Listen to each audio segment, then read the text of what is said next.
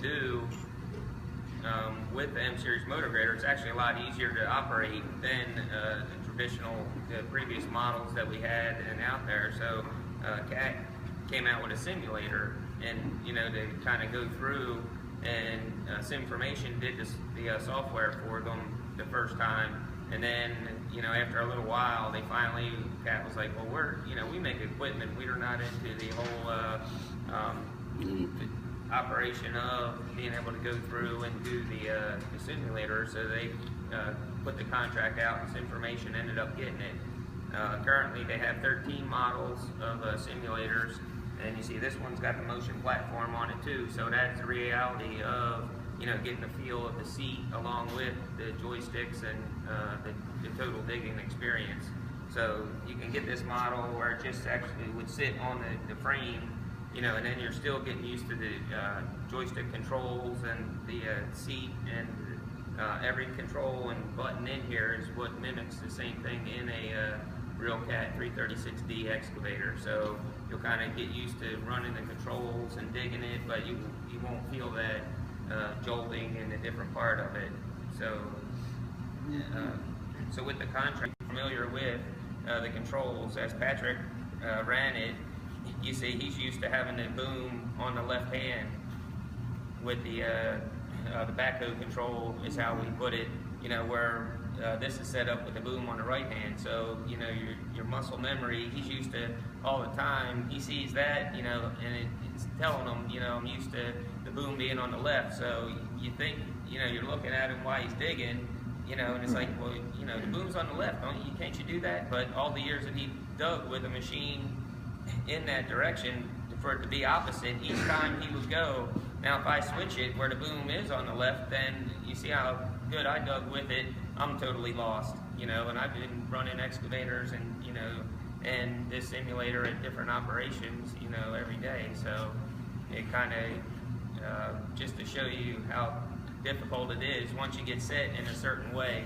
That's why they have it where you can do it either direction. So as we go through,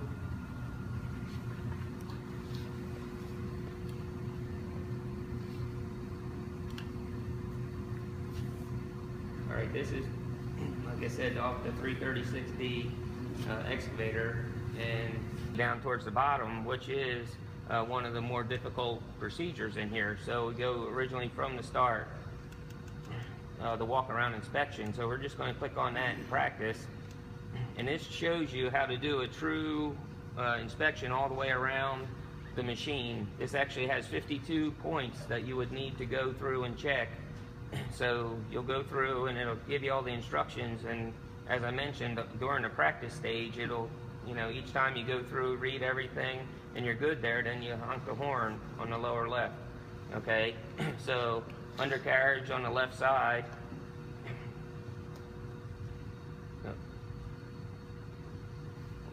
What I didn't kind of look, is there something wrong with that cooler in the radiator? Yeah, that's not too good, huh? So we go down here, the radiator's in good condition. No, look, we go and fix it. So, and it gives you all the points up here where we want to check. So we'll go to the disconnect switch, click on that, go and look at it. Okay, it's in the off position. Is the battery switched to the off position? Yes. Okay, the windshield washer reservoir is over here. Is that full? No, so we're going to have to go through and fill that up.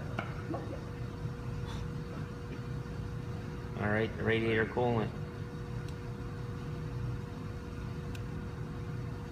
Yeah. Is that good? Yeah. Okay, so you would go through and check the fuel filters.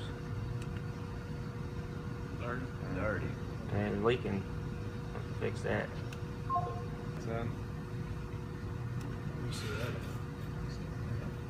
is that what that black is? Yeah, exactly. Oh. Shadow, just like So,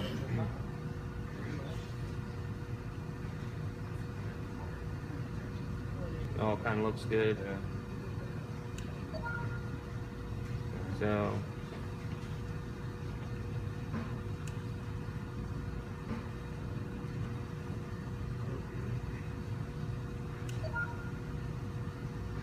inspection points that you should be checking.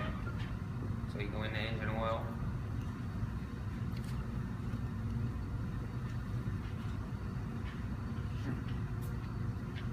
That looks good, right? The different ISO operations for each one. So now it's telling you exactly which ISO and the hydraulic lock when it's in the unlocked position, so that would be forward.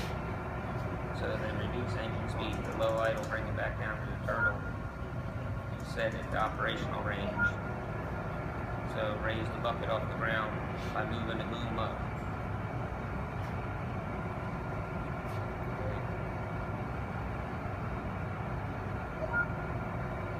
Gauge the fine swing control. What fine swing control? So you look and see where's your ISO. So you click that on.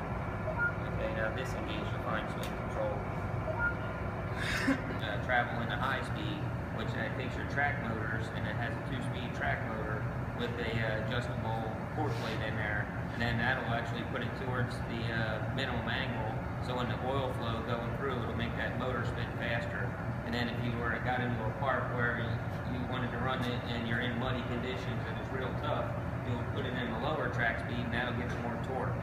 So you would actually maximize the angle on the port plate, so it wouldn't turn as fast, but it'll give you more of a bite, and get it in. So out of the same